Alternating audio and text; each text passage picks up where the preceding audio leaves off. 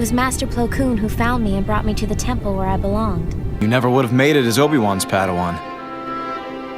But you might make it as mine. More than you realize, I understand wanting to walk away from the Order. I know. What do you want with Anakin Skywalker? He is the key to everything. Ahsoka. Anakin, this place is ancient. Like a world between worlds. Where is Grand Admiral Thrawn? What's up, meta nerds? In this complete life series of Ahsoka Tano, we will cover every canon source, put in chronological order, with added context and details. From her birth, discovery by the Jedi Order, apprenticeship to Anakin, ascent to Commander in the Grand Army of the Republic, how her fate would intertwine with Darth Maul, surviving Order 66, going on to understand the Force in ways different from any Jedi or Sith, while always seeking out ways to save her fallen master. Outliving the Jedi Order and Empire in her fight against the dark side, going beyond the limits of space-time itself. Be sure to subscribe so you don't miss this series, hit that like button, comment your questions or suggestions, and check out the description. But with that, let's jump into it. Her story begins 36 years before the Battle of Yavin. Ahsoka Tano was born in the Togruta homeworld of Shili in the expansion region of the galaxy. Yakamiso! Yakamiso! Ay! On a clear, starlit night, the quiet was broken by the happy shouts of a new father, Nak-Il Tano, ecstatic over the healthy birth of his new baby girl. All the villagers come out and eagerly pack into the doorway and windows to get a glimpse at the newest addition to the village. The village elder and mystic, Gantika, is the first to approach baby and Mama Pavti to give her blessing and record the name of the newborn. Ahsoka. A year later, it was time for Ahsoka's hunting rite of passage. A swaddled little Ahsoka rapped to Pavti as she picked up her rifle and headed out. Nak-Il was a bit cynical of these old traditions, the whole idea of keeping a connection to the forest spirits and ancestors, but does understand his wife's want to celebrate little Ahsoka's birthday in the way that her people had done since time immemorial. Passing by Gantika, mother and daughter take the blue paint for good luck. The Togruta species lived more simply than most people of their means, being well integrated into the larger galactic society, with plenty of natural resources and intellect, and even having some alien-developed droid helpers. But they still managed to not get caught up in the schemes of off-worlders, who would seek to exploit their people and planet. A nice middle zone where they're able to live comfortably with some alien tech, while also maintaining their traditions, and living in a way connected to the spiritual realm with their central elder, and dwelling in homes crafted and maintained in the ancient style. And we're always focused on respecting their ecosystem. Look, Ahsoka. Everywhere there is life. Value it. Honor it. They were carnivorous, getting all of their nutrients from meat, but respected the animal to the point that after the shot was fired and this animal was downed, Ahsoka would hear her mother saying a short prayer for the departing soul. Pavti made sure that her daughter came to terms with this paradox of existence, to love life and be kind to all things, but also do what she must to survive. You must face death, Ahsoka. Do not fear it. She would not know it yet, but little Ahsoka's Force sensitivity would mean that her connection to the Force that binds all things was far stronger than most, and her ability to sense the fear and pain of this dying Kaibuk was more intense than common Togruta empathy. Kasha. Vita. Amta. The Elder, with her deeper connection, likewise could sense this dying animal even though they were far off in the woods. Then another reality of life presented itself. As a Rakshir pounced on them, the child was literally laughing in the face of danger as the beast was being fought back by her mom, but is only worried once she sees her mom knocked down and snatched up in its fangs to be eaten later. Little Ahsoka worries more as she starts to miss her mother, but lets herself reach out to touch this creature, which, though seeming fierce, it was a beautiful incarnation of the living Force, and a being with its own place in the forest. Despite the villagers' best efforts, they could not find her all through the night. Papa Tano wasn't ready to call off the search, and as they were about to head out, they are interrupted by a roar. But the Elder can sense that this beast means no harm. Mama goes out to grab her, and Papa drops his rifle. How could this be? Jedi. Ahsoka is Jedi. And while the whole village was in utter disbelief, Ahsoka was only thinking about her nap. 2 years would go by, and at the age of 3, she was discovered by Plo Koon. And though Plo would not become her master, the two would share a lifelong bond. And her story almost ended here. The Jedi were not the only ones looking for Force-sensitive children. Criminals often intercepted signals sent back to the Jedi Temple who would attempt to kidnap these children. Their powers in the Force would never reach the level of a properly trained Jedi or Sith, but would fetch good credits being sold off to collectors of oddities or incorporated into the crew of criminal organizations, where even a slight Force edge could make all the difference. Much like Cad Bane's actions over a decade later, a Jedi imposter tried to capture her. The slaver, who had intercepted her village's signal to the Jedi and come to take her, had been frightening.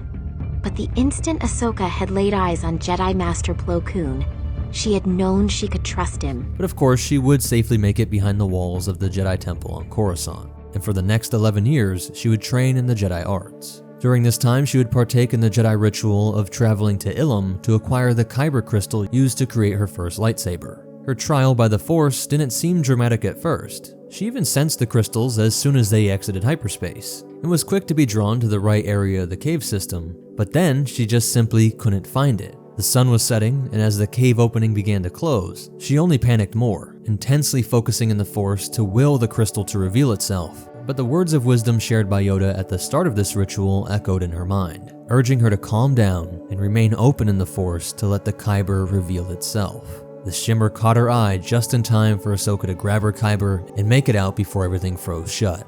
Then on the ship ride back home, the ancient Jedi architect droid Hu Yang would pester her throughout the entire build process, but did ensure that the saber was assembled correctly. But inside my memory banks, I contain a record of every lightsaber ever made and the Jedi who fashioned them. At the temple, she would meet other Togruta like Shaak Ti, and though the Master wore the traditional occult tooth headdress, meant to show a Togruta's power as a hunter, each of these being the teeth of a large, four-legged, furry, carnivorous predator native to Shili, we must wonder if the headdress that Ahsoka would wear had any connection to the Rakshir. She may have collected these teeth when her old friend died, as these creatures usually have a lifespan of just around 12 years. If so, this could be a unique way of showing off to her Togruta how she could master the most terrifying of beasts. At the age of 14, Grandmaster Yoda would approve her rank of Padawan. In his wisdom, Yoda would pair her with Anakin Skywalker, the Jedi Knight whose biggest flaw was his fear of losing the ones he loved, and who also frustrated everyone with his inability to follow orders. Ahsoka shared Anakin's combined traits of being incredibly competent, but reckless and independent to the point of disobeying her superiors. Hopefully, this Padawan could show Anakin why the chain of command was necessary, and force him to let someone he cared for risk her life time and time again. And eventually, once she reached the rank of Jedi Knight and took on her own Padawan, Skywalker would have to let her go. The Council intending this to give Anakin the power to love someone without the clinging attachment and fear of losing them.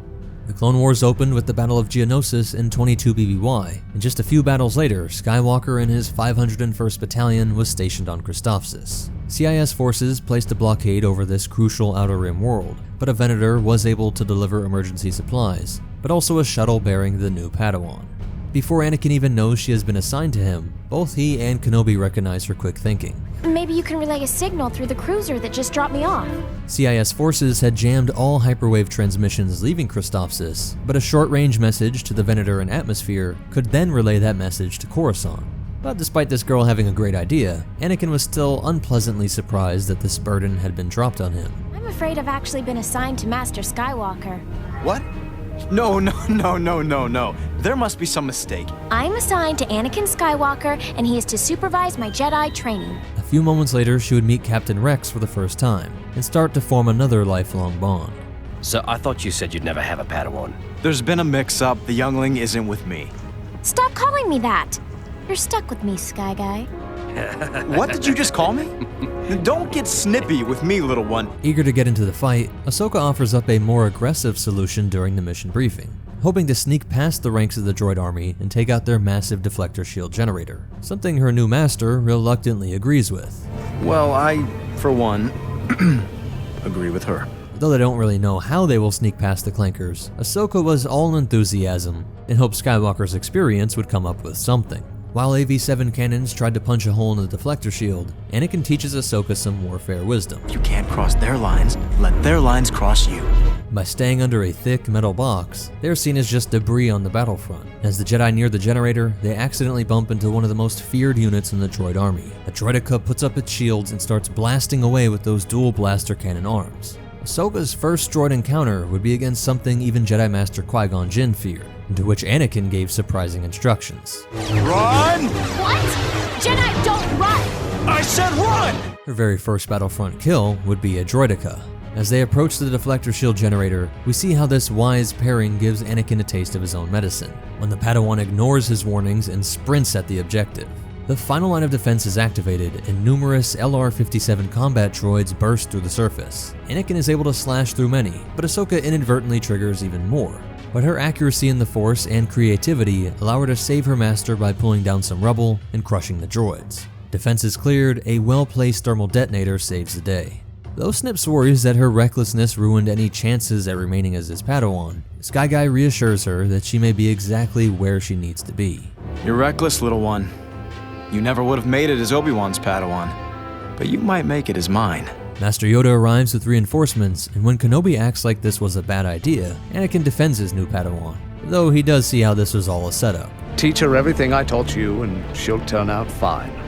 You know, something makes me think this was your idea from the start. And we hear prophetic words uttered by Yoda, who knew this relationship would either lead Skywalker into the light or intensify the Chosen One's greatest fears. Ready he is to teach an apprentice, to let go of his pupil. A greater challenge it will be. They are then tasked with rescuing Jabba's son from kidnappers, and while in transit, Ahsoka finds it easy to get along with the clone troopers, who are eager to hear how she helped to win the Battle of Christophsis. So I pull the wall down on top of the droids, destroying them and saving the general.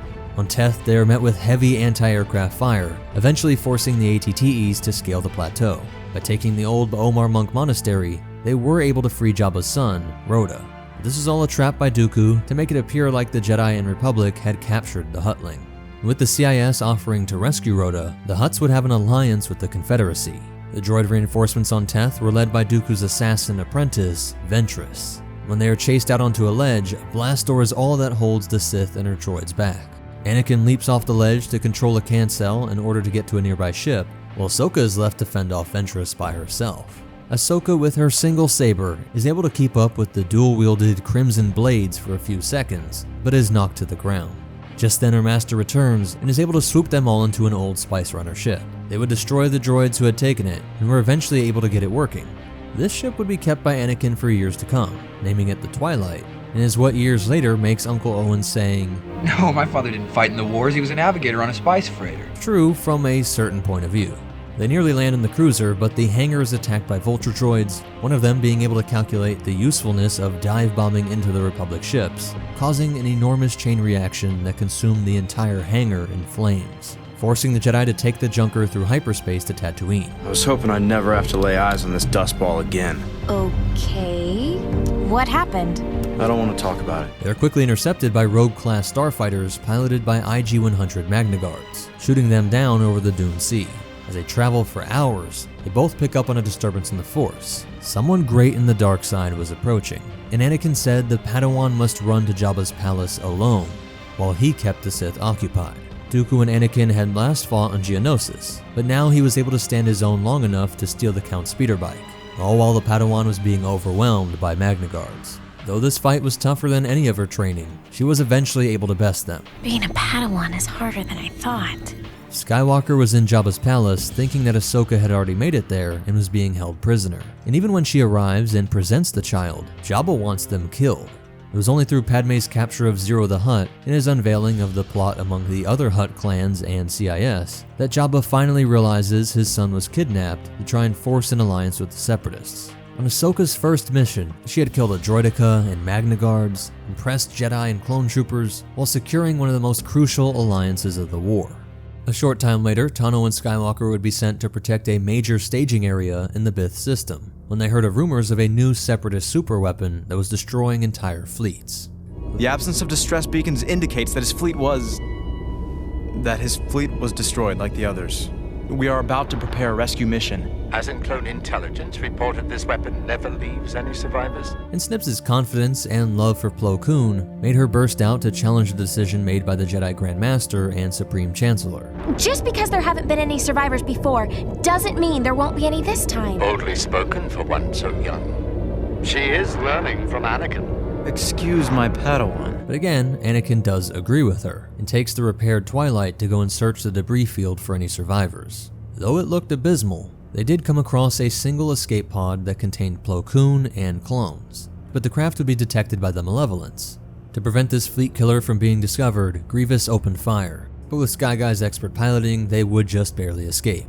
And though a success, the Council was not happy to hear that they were both so reckless. If I'm getting in trouble for this, you're gonna share some of the blame too.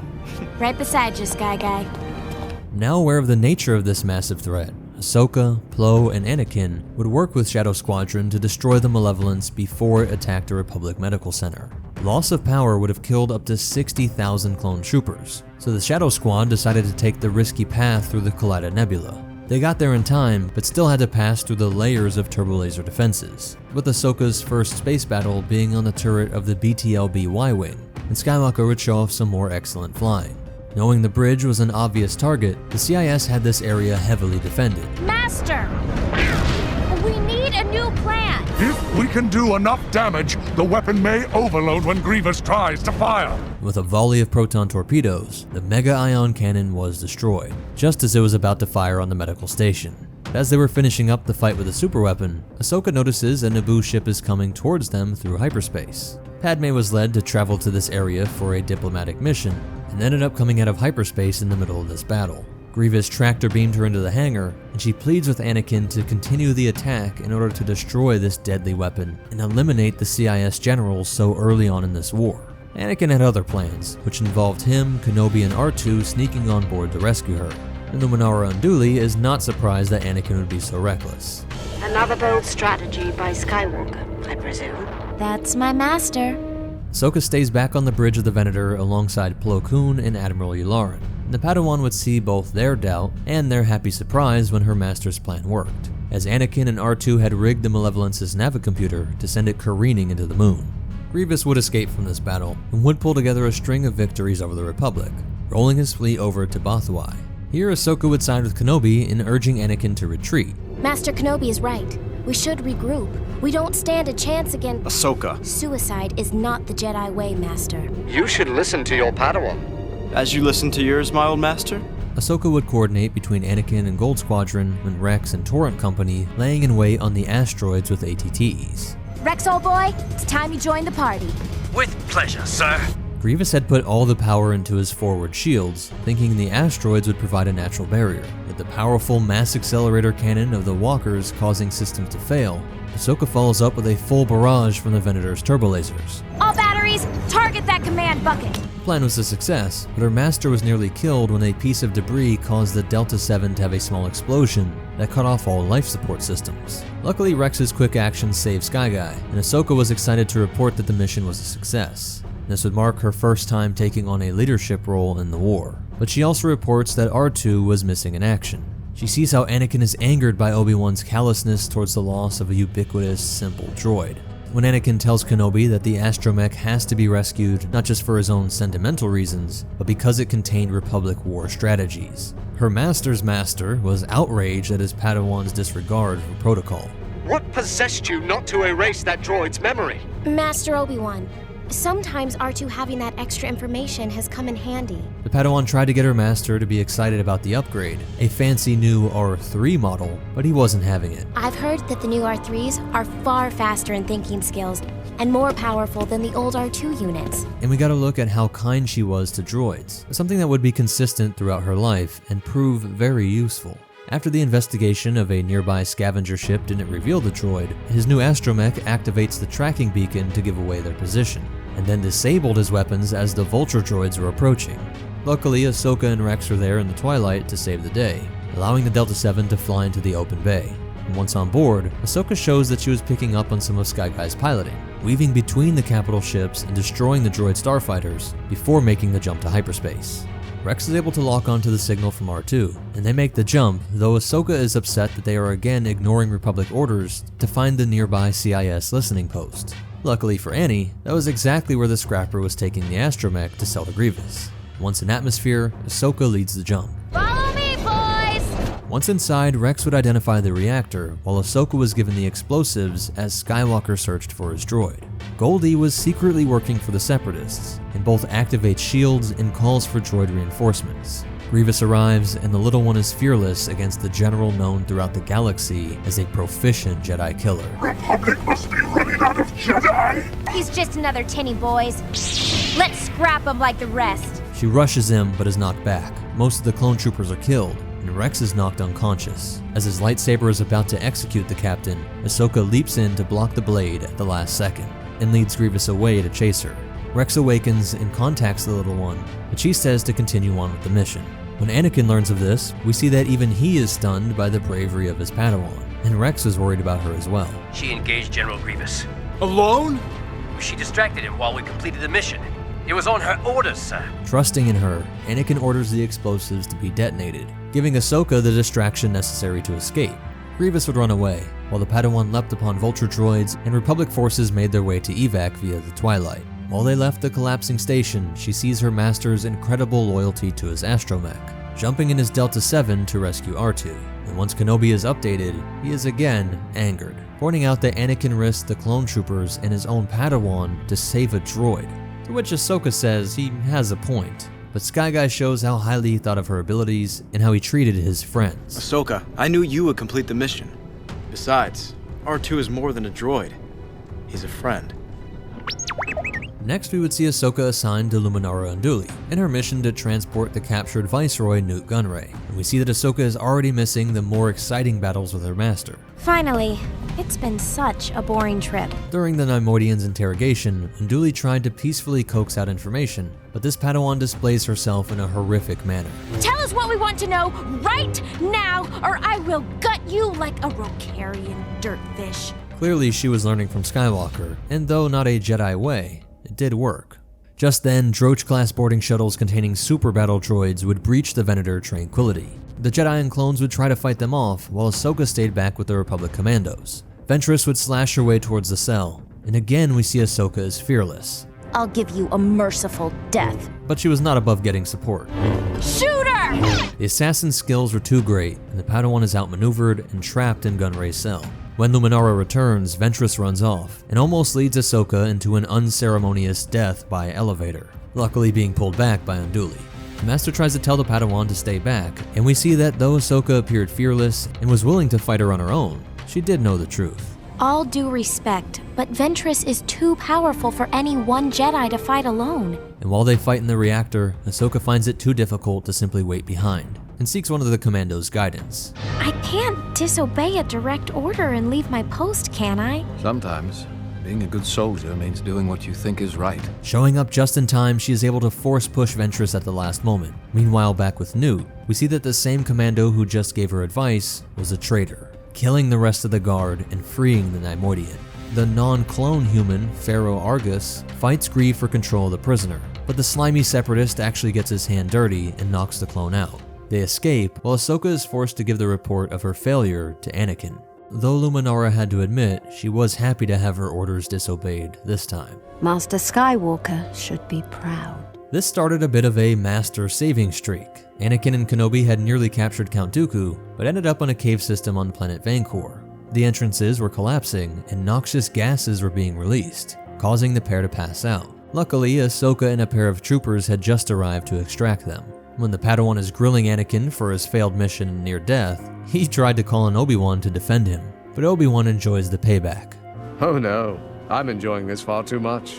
From here, they would go to rescue Aayla Secura's forces from the Battle of Quell. Exiting the Resolute via LAAT gunships, they would make their way through the B-2 rocket droids, as her and Rex watched while her master jumped on one of these flying B-2s and rode it down to the target. Once her transport crashed through the Liberty's hull, they were able to rendezvous with Sakura and work their way towards a Charger C-70 for evac. As they were running through the docking tube, Anakin knew they could not make it and force pushed them forward and turned back to contain the explosion. Ahsoka would not leave her master, and the two Jedi were able to cut through the blast doors and pull him onto the cruiser. But as they were flying toward Anakin's flagship, hyena droids fire through the cockpit and kill a trooper, his head smashing onto the controls of the hyperdrive system, and this process could not be stopped, forcing them to disengage and make the blind jump through hyperspace. Aayla asked Ahsoka to go to the bridge and help pilot the ship. It said that they would have to turn off all power, including Anakin's life support systems, in order to manually steer out of the path of a star.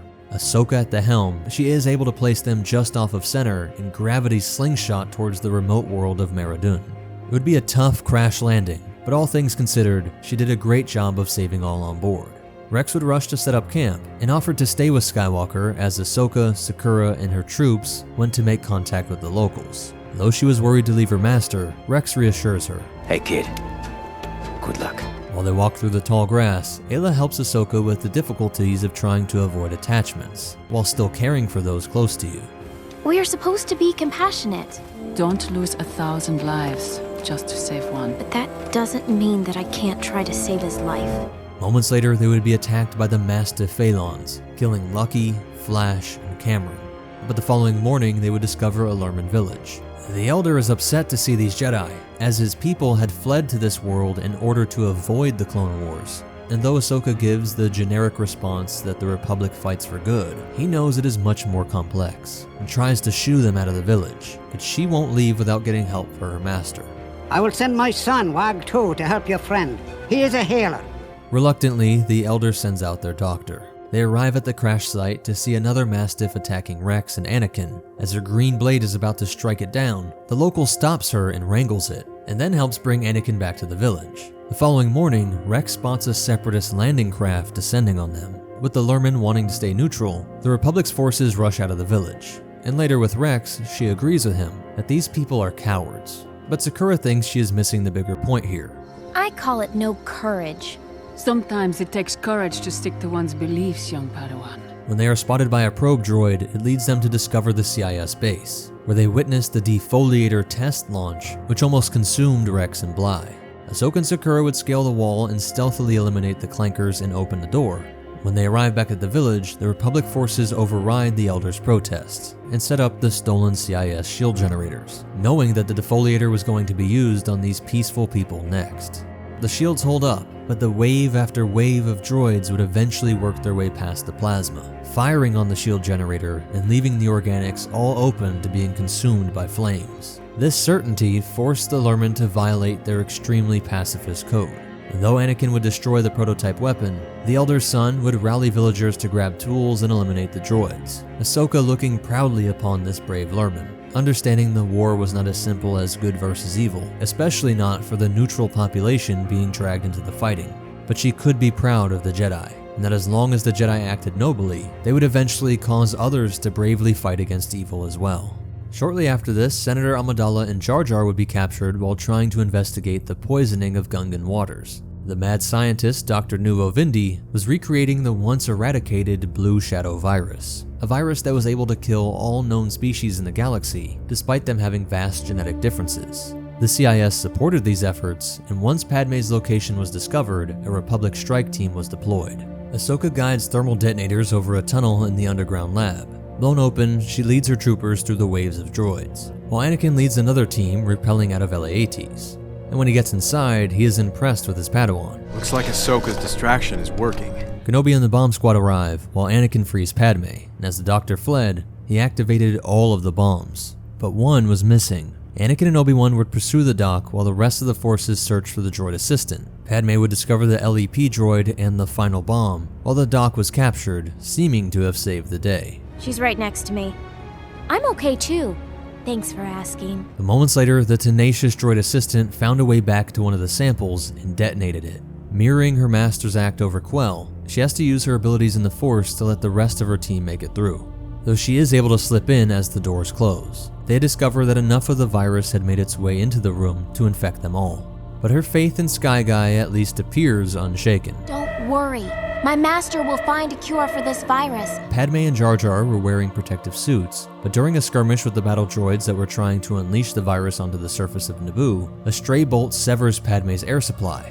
Annie and Obi were able to secure a route used to make an antidote, and used the systems in the base to make sure the virus didn't seep onto the surface. With everyone due to recover, Anakin and his Padawan joke about who really saved the day, and it is clear that she was close to death. Next would be the Battle of Ryloth, where Ahsoka would for the first time command her own fighter squadron. This is it. Your first command. Don't be nervous. I wish everyone would stop saying that. She had assisted her master in doing this numerous times, and part of that strategy was to use sheer will to overcome the enemy. From her Delta 7, she would lead Blue Squadron and their V-19s toward the CIS command ship, and Ahsoka would rush straight at the target to draw the enemy fighters to leave a lane for the V-19s. But reinforcements arrived and Republic fighters were surrounded, quickly taking losses from the heavy flak and vulture droids. Admiral Yularen and her master order her to abort the mission, but the little one is eager to prove that she can force a victory through any odds, and she outright refuses to respect the chain of command. Cool your jets, Admiral. As more and more V-19s were shot down, and she realized that the vulture droids were deliberately crashing into the Venator, she finally aborted the mission and made it back to the cruiser so that everyone could jump to safety. In the hangar, Ahsoka is devastated and sitting upon her Delta 7. Ahsoka, I am very disappointed in you. You not only disobeyed the Admiral, you disobeyed me. But the Padawan points out that she learned it from him, which is exactly why Yoda believed these two should be paired. Listen and obey your superiors. But sometimes you get carried away. All that means is that I understand what you're going through. A realization that shows the subtle genius in the ways the Council ran the Order. She would go to the Admiral's medical bay and apologize, with it being uncertain if he would recover. Anakin is seeming carefree and confident that they would figure it out. Don't worry, Ahsoka. No! That's what you said last time, and now everyone's gone! To which her master basically responds by saying, go to your room. Go back to your quarters and cool off. She actually ended up inspiring the counterstrike by stating that you can't just smash through. Anakin would use the nearly destroyed Venator to pilot it into the Lucre Hulk, a clever upgrade on the Vulture droid's kamikaze strategy, and shows great skills as a master and teacher by giving her even more responsibility right after this setback. I'm taking over the Defender, and I'm leaving Commander Ahsoka in charge. With Rex right there to keep the boys following orders and respecting the commander. Though up in the command bridge, even Rex is unsure of this brazen plan, while the other clone let his doubts in her slip. Yes, but normally we have General Skywalker to lead us and... I meant no offense, Commander. Anakin is nearing the command ship, and Ahsoka explains how she could modify the plan by putting the ventral side toward the enemy, allowing the bombers to release above and below the CIS frigate, flanking the enemy and completely taking them out before going to rescue Anakin in the pod. Rex is intrigued, but the others are still worried. Then the strategy will work, sir? Well, will it? Yes. The Defender would careen into the Lucre Hulk, while her plan was put into action. Bombs on target, the bridges of the Munificence were blown to space debris, and Ahsoka felt redeemed. She and her master's combined plan paved the way for Obi-Wan and Windu's invasion force, which was necessary to free the Twi'lek people. But the very next mission would see this stubbornness reemerge. Get in the ship, now! Can't you see they're retreating? This battle on Felucia was a literal example of what Anakin was saying to her back over Ryloth, that she couldn't see the entire situation from where she was on the chain of command. And now she couldn't see the battle droids that had surrounded her and were just seconds away from emerging from the jungle. And with these back-to-back issues, the Council steps in. Because of Ahsoka's advanced abilities, I forgot how young she is. I think she needs some time away from the battlefield. On archive security. Reflect on your actions, you can. Jocasta Nu gives her a tour of the library and shows her where the Jedi Council keeps the holocrons, which even she does not have access to. But the librarian tries to convince Ahsoka that her job was one of the most important in the Order, while Cad Bane was hired by Darth Sidious to steal one of these holocrons, a repository of Jedi secrets, getting paid with, among other things, a Republic stealth ship. Bane's ally, Cato Parasiti, was a Clawdite, a shape-shifting species, and was able to impersonate a Jedi to access the library. Ahsoka intercepts him out of an eagerness to redeem herself and to cure the boredom, but the faux Jedi snaps at her to leave him alone. And after hacking the systems with the help of codes provided by Sidious, the librarian comes to inform the Jedi about a temple-wide alert, to which the Clawdite quickly and easily knocks her unconscious, before morphing into her. When Ahsoka hears over the comms that Skyguy and Kenobi were looking for an intruder, and she overhears the seeming librarian secretly communicating with someone, she knows she had found the intruder. But they did not know about Bane. He was able to use an explosive attached to the droid partner to nearly kill most of the Jedi High Council and take out the command center. One partner dead and the other arrested, Bane donned his disguise and walked out with the cube. Realizing her fate was of no concern to Bane, she explains that their mission was to next capture Bolo Rapal, the Jedi Keeper of the Kyber Crystal. What's on the crystal? A list of every known Force-sensitive child in the galaxy. The future younglings. The future of the Jedi Order. To assist in this mission, the Separatists gave Bane several munificence, but as he was about to jump to hyperspace, Anakin ordered the destruction of their engines and gathered the troops in the hangar to propose another of his bold plans. Yularen is livid when he hears that the Jedi wants to use walkers as boarding craft, but his closest allies Rex and Ahsoka love it. They are pressurized. And they're equipped with magnetic feet. Good call. They didn't just work, they stomped all over the Munificent and picked off vultures, allowing the team to make it on board and eventually take the bridge. Bane was gone, and it was revealed that he had both crystal and holocron, and they pursued him down into one of the cannon batteries. But he cuts off the gravity generators and a firefight ensues. Eventually R2 was able to get the gravity back on, and Ahsoka pursues him through the blast doors. But a loose shell was hit by a droid's bolt, causing an explosion that collapsed in on Anakin as he was trying to cut through to Ahsoka. She would face the greatest bounty hunter alive, and did quite well, severely outmatching him in hand-to-hand combat. I'm not impressed. But he made up for it in gadgets, shocking the Padawan until unconscious. Detecting this in the Force, Anakin is surged awake, and when he makes it to her, Bane has her behind a shield, and is shocking her in order to force Anakin to open up the holocron. No, Master! Don't do it! But he was not about to lose her. Calling on the Force, the device was opened, and though Anakin pulled his lightsabers back, the bounty hunter was able to open the airlock, forcing the Master to prioritize her and let Bane slip away. All while those loose shells were about to go off, and as the Jedi sprinted through the passageways, Anakin tells Rex that he and the troopers have to wait because they are going to hunt down Bane before he escapes. But Ahsoka has to talk some sense into him. This is the way to the hangar!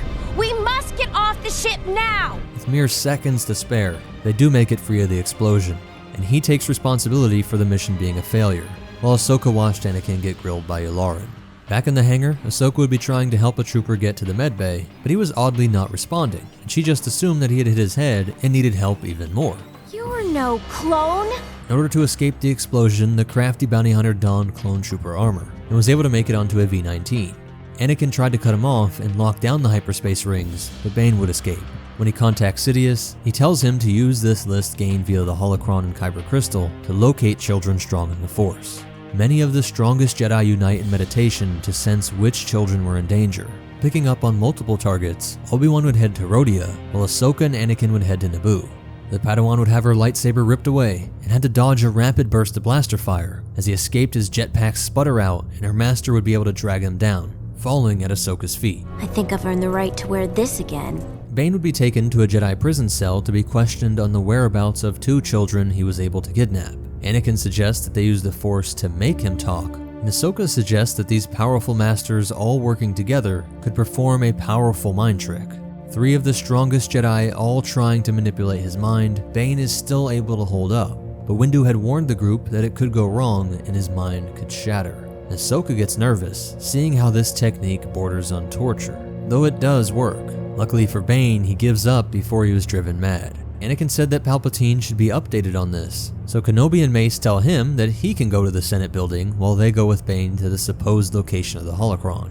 At the Chancellor's office, Palpatine seems annoyed by Ahsoka's presence and leaves her waiting outside. Excuse us, child.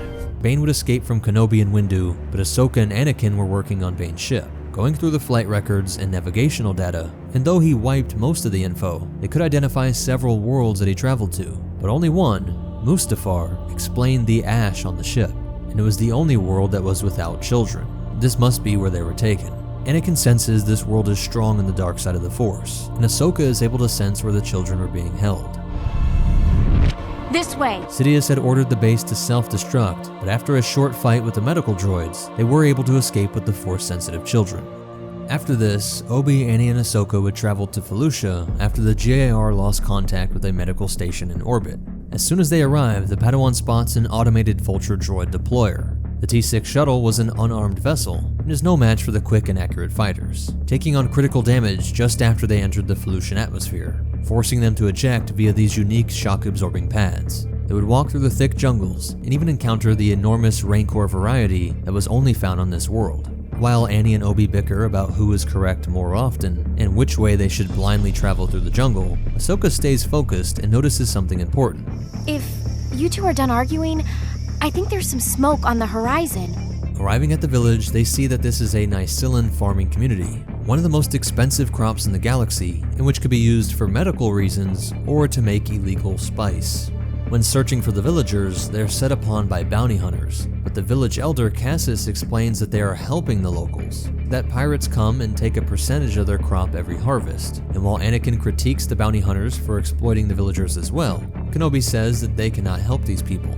This infuriates Ahsoka, but similar to the situation on Mara Dune, Kenobi knows that if they are seen as Republic allies, the CIS will slaughter them, not just take a cut of their crops. But better they get robbed by pirates than attract the interest of General Grievous. But just then, the Weequay gang of Hondo Anaka shows up on speeder bikes. Tsugi, the leader of this bounty hunter group, challenges the Pirate King, and they make a threat that they'll be back. Anakin knows they cannot win with just these 4 bounty hunters, and he takes charge and starts training the Felucians in martial arts. A difficult task, while Ahsoka is learning more about these bounty hunters. Not very intimidating, am I?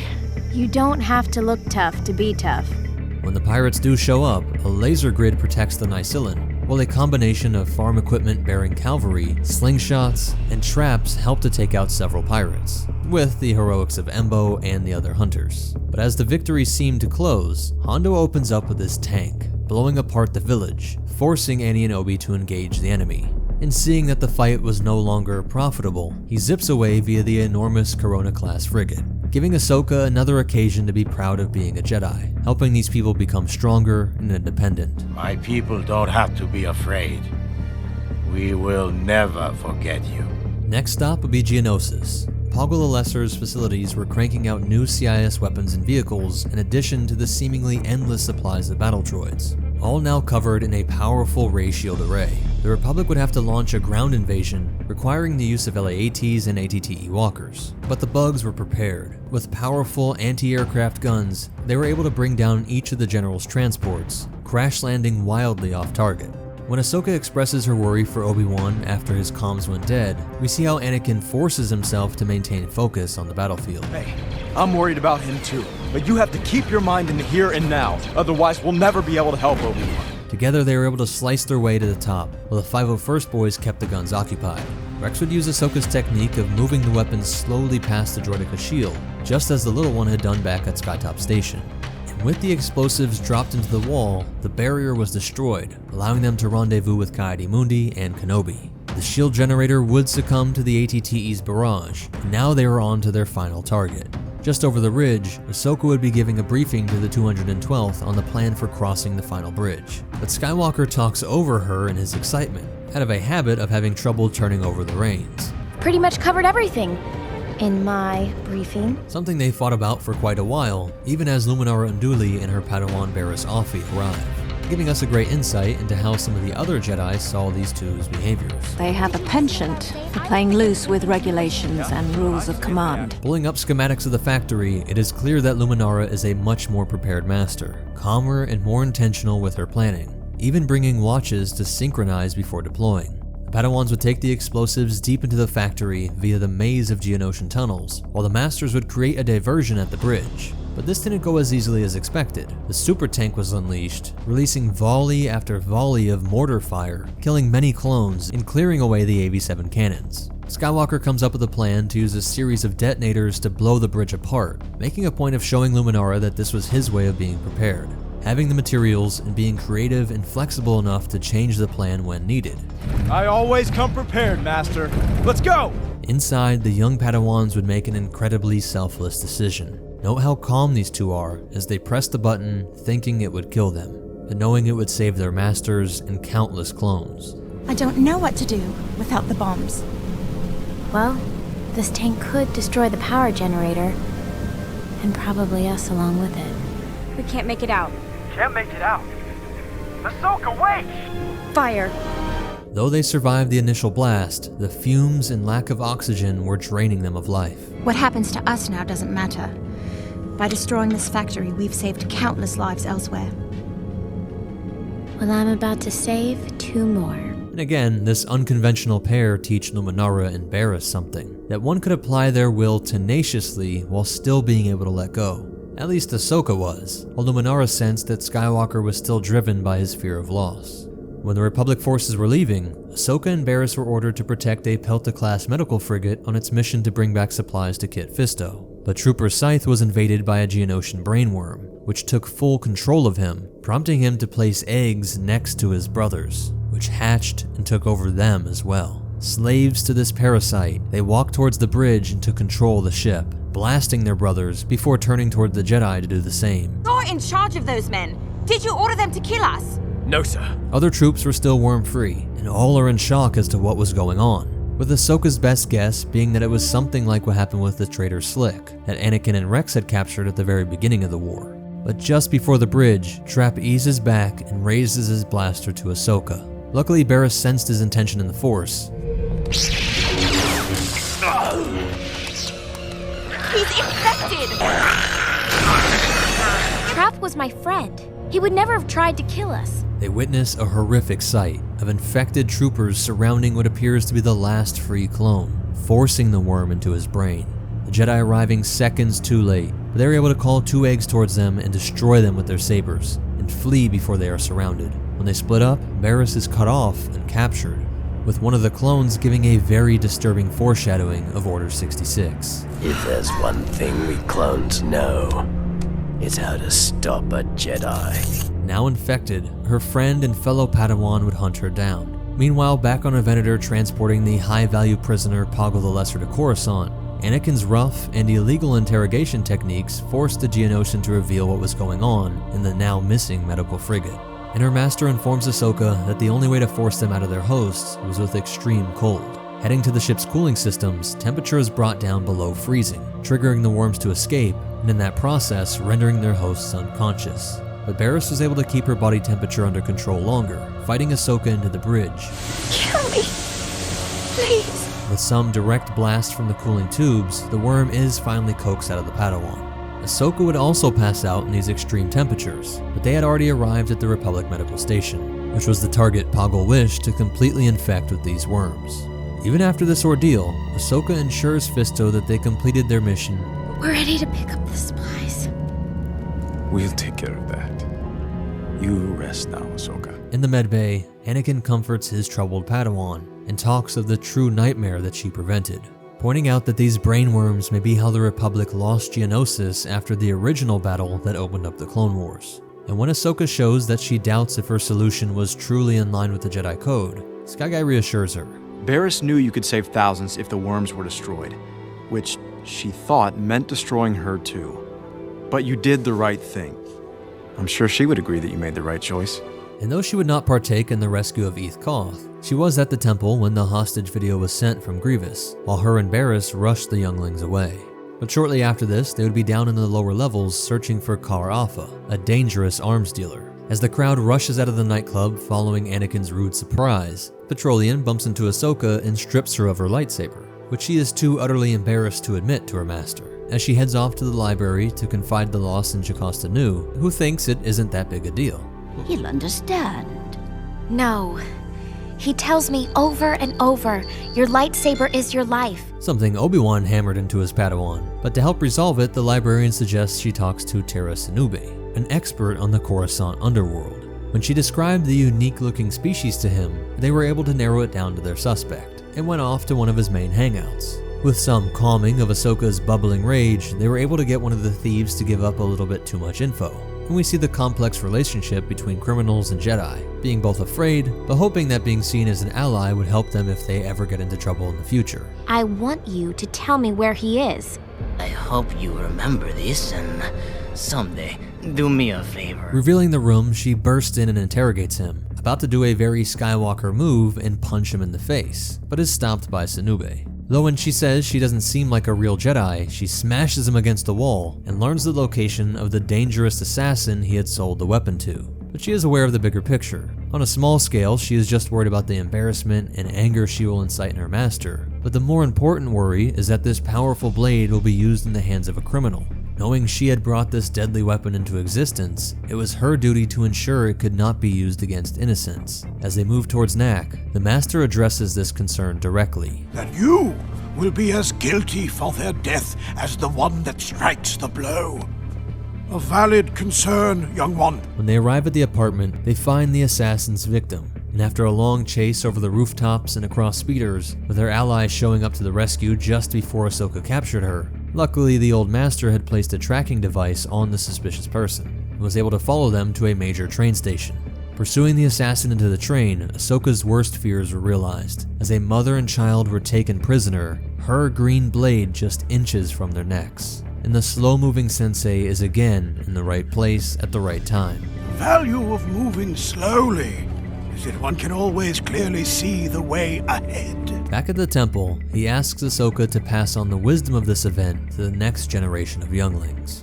Next, the Padawan would learn of another who was being forged by this time of war. The young Boba Fett was seeking revenge on Mace Windu, and had already taken down a Venator along the way, forcing Plo Koon and Ahsoka to fly to Vancourt after receiving R2's message, saving them with just moments to spare as the Endurance was blowing apart with the Masters stuck on the bridge. Mace wanted to ignore the incident until he learned that they were executing prisoners, but Plo Koon believes that the boy is lost and acting from anger, that Mace's presence would only make it worse.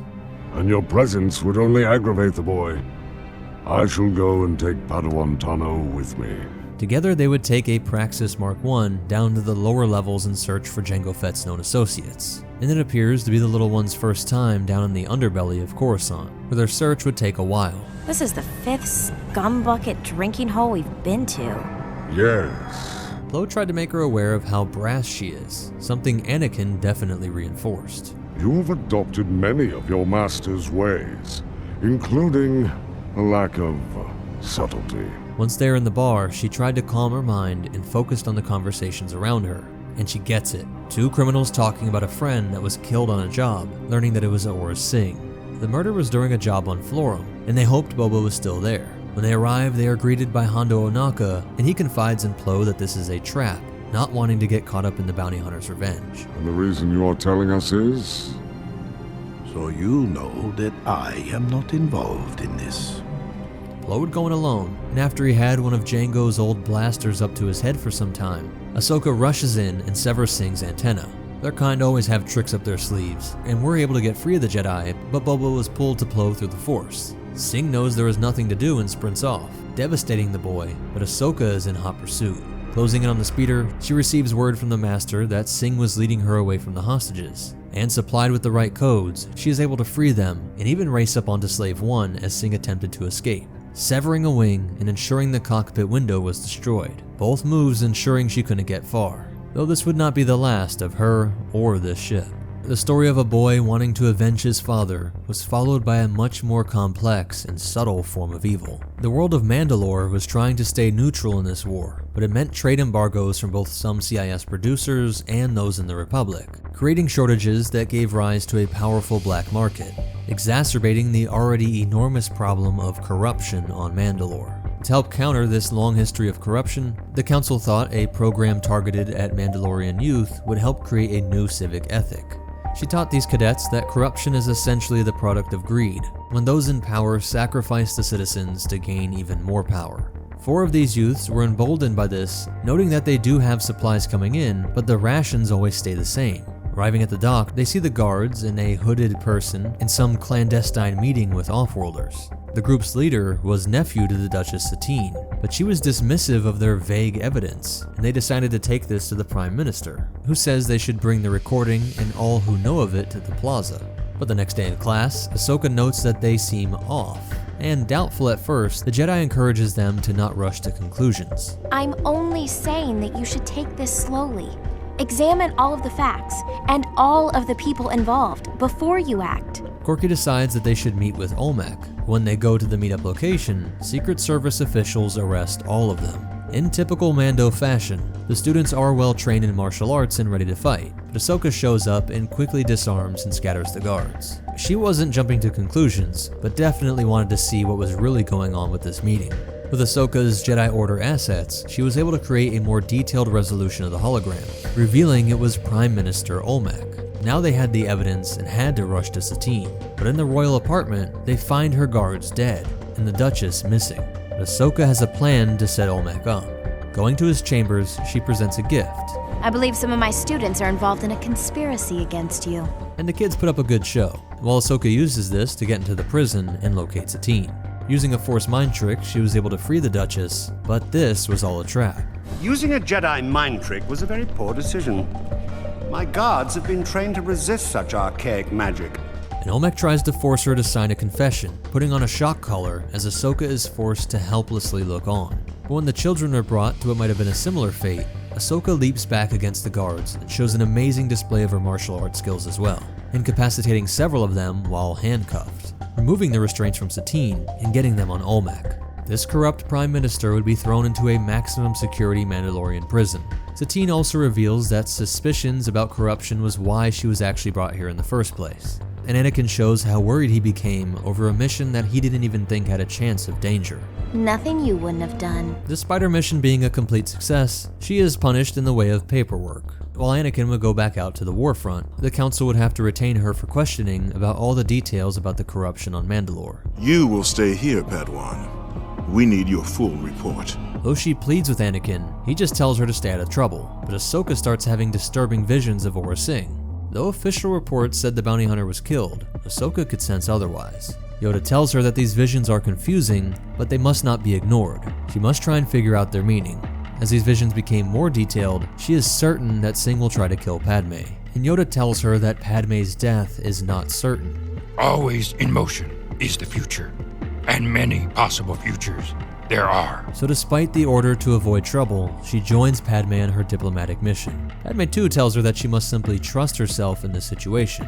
And that night, Sing appears to her again, saying that it had begun, causing the Padawan to rush to the Senator's quarters, certain that the attack on her life was in motion. But embarrassingly, there was no threat.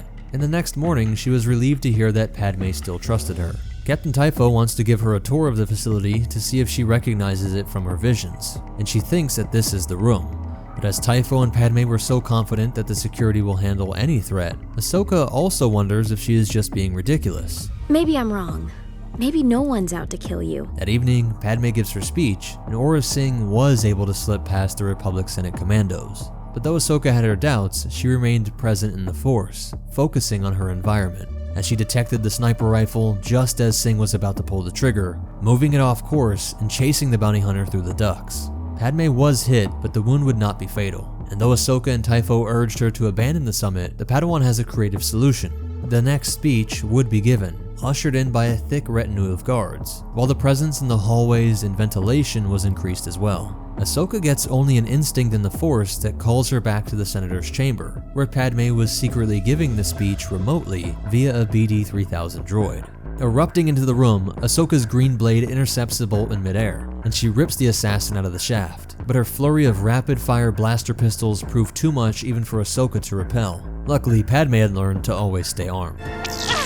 The bounty hunter in custody, they return to Coruscant, and Yoda asks Ahsoka to focus and use this intuition to see if she can get more clues about the person that employed Aurra Sing, leading them to Zero the Hutt, who had been locked up in the Judiciary Central Detention Center since the events of the Battle of Teth, when he conspired to have Jabba's son kidnapped.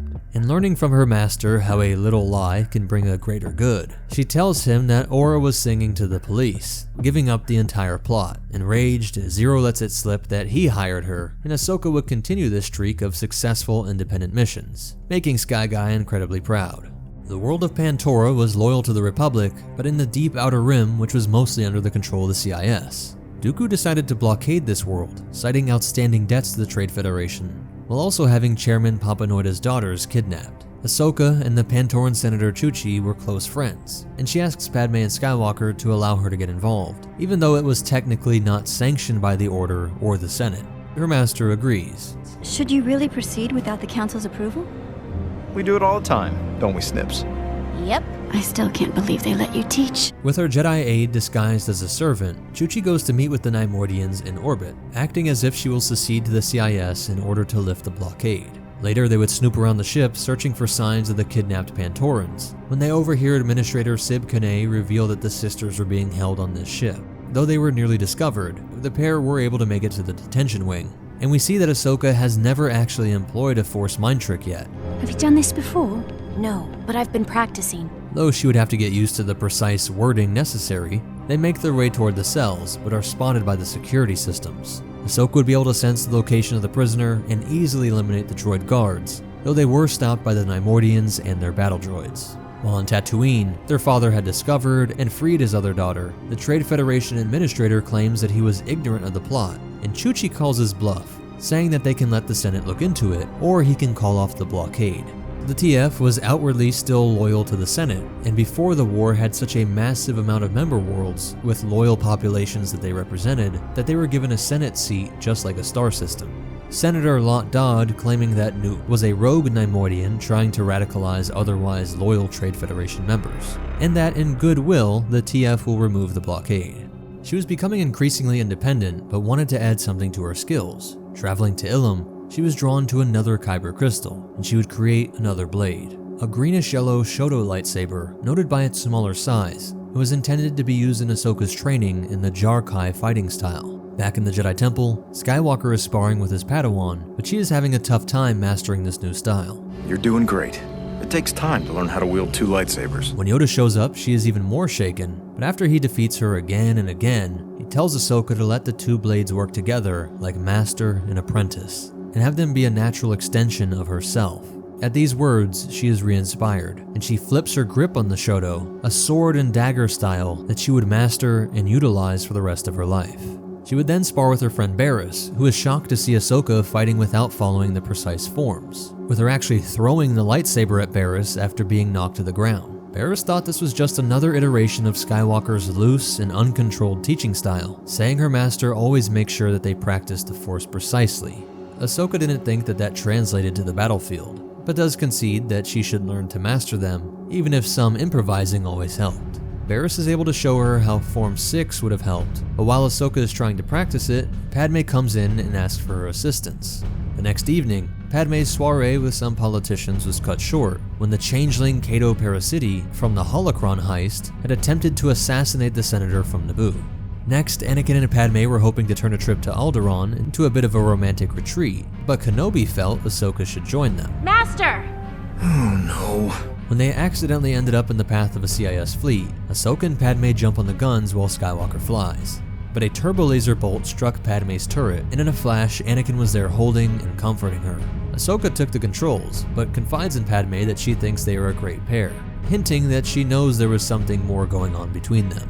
We then see Ahsoka training Padme in starfighter maneuvers, and they are attacked by a modified Vulture droid that is able to fire a large ion shot that disables enemy ships. Padme didn't have much time behind the controls, but with these few lessons she did receive, she knew the best ways to outsmart these droids was to be unpredictable. Ahsoka saw that the senator would not be able to shake her tail, so she crashes right into the ion shot, while Padme thinks she might be able to use the ice cloud to confuse the droid, and when it overshoots her, the N1 rises back up and she blasts away. Later, they would be back on Coruscant, where Ahsoka was late for a very important ceremony. As she was running up to the temple, she heard screams and saw people sprinting in all directions, as a malfunctioning binary loadlifter droid was rampaging through the streets. Ahsoka saves a family from being smashed and leads it towards some water pipes, which, when severed, rain down on the droid and short-circuit it. When she finally makes it to the ceremony, Yoda presents her with an add-on to her Padawan braid, as a sign of how much she has grown over these past months. And shortly after this, in the Senate, a passionate debate is being held over the increasing cost of the war, both in terms of credits, but also in lives, as clone casualty rates were increasing at an alarming rate. Some are inclined to start peace talks with the Separatists, while others think they need to contact the banking clan to open up new lines of credit. Of course, the senators from the Trade Federation, Techno Union, Camino, and the Mune banking senators all agree. But Padme was able to persuade the Senate that they should take a recess to give the vote more time. Padme and Ahsoka talk about how difficult it is to try and reach out to the Separatists when doing so could have you pinned as a traitor, and Ahsoka is shocked to hear that Padme has Separatist friends. I was close with many of the senators who left. I may not agree with them, but they're more than pawns. And the Padawan ends up giving the senator an idea, that if she used their Jedi clearance to go to a neutral world, they could take a ship to her good friend Mina Bonteri on Raxus. When they arrive, they are met by B1 droid security, and Ahsoka learns that Mina was Padme's old mentor for a time back on Naboo. You're a separatist? Well, of course, my dear. What were you expecting? The old friends catch up on all the lost time and how this war has been affecting them, but Ahsoka is bold and wants to call out the apparent hypocrite. As a separatist, didn't you create this war? Mina is a bit shocked at how simplistic a view this was, but calmly points out that from her point of view, the Republic was the aggressor. When she leaves the two friends, she comes across Mina's son, Lux Bonteri. His father was killed by clone troopers, and Lux was learning that the Jedi were evil, but Ahsoka cuts through the ignorance to point out that he has never even met a Jedi. Not so bad, am I? No, not bad at all. Well, it seems boys are the same whether they're Republic or Separatist. Padme reassured Mina that if the Separatists were to open up peace talks, there would be large support for this in the Republic Senate. The following day in the Separatist Parliament, she would pass a motion that could have been the first steps towards ending the Clone Wars and undermining the Sith's decades of plotting. But Count Dooku reassures the senators that this new wave of peace will smash apart very soon. Demolition droids were disguised as cleaning units, and they made their way into the main reactor under the Senate building. The Republic was in the process of voting to end the war when the droids self-destructed, causing an enormous blackout that plunged much of the Senate district into darkness. With the Senate lit and the red emergency lights, the vote would go on, but panic shouting from various senators declared that the peace offer from the CIS was merely a trick. How could they plan peace and bomb the Republic's seat of political power? Chancellor Palpatine decides that the war must go on, with many of the senators more bellicose than ever, all after being just seconds away from galactic peace. And to think that it could have been Skywalker's wife and Padawan that helped initiate this peace, instead of Skywalker being the one to end the Clone War by destroying the Republic, the Jedi, and place the Emperor in power. On this path in the Force, however, Anakin was furious with both of them. How did you know? We have eyes and ears everywhere, Ahsoka. That was dangerous and careless going to Raxus, not to mention illegal. You went too far this time. Going behind Separatist lines like that could have easily gotten them kidnapped, with Padme being one of, if not the most well-known senators in the galaxy, and the CIS military having a detailed profile on Ahsoka. But she points out that she now understands the war at a much deeper level. But I did realize something. The politics of this war are not as black and white as I once thought they were. And at this crucial part in Ahsoka's development, let's take a pause. Having gotten her second lightsaber and Padawan braid after numerous successful solo missions, and now coming so close to ending the Clone Wars, an event that showed her this war is far more complex than she thought, and things would only get more complex from here, as the little one would grow to have her own issues with the Jedi Order, help the independent people of Mandalore overthrow a Sith dictator, and go on to see that even the Force itself is not as simple as good versus evil, Jedi versus Sith, all while helping to bring down the Empire and redeem her former master, and continuing the fight against the Imperial Remnant. All that and more will be in the following installments in the complete life of Ahsoka Tano. Be sure to subscribe if you don't want to miss it, hit that like button, and leave a comment to help promote this video on YouTube. But most important of all, remember, respect the chain of command, unless you have a much better plan. And the Force will be with you, always.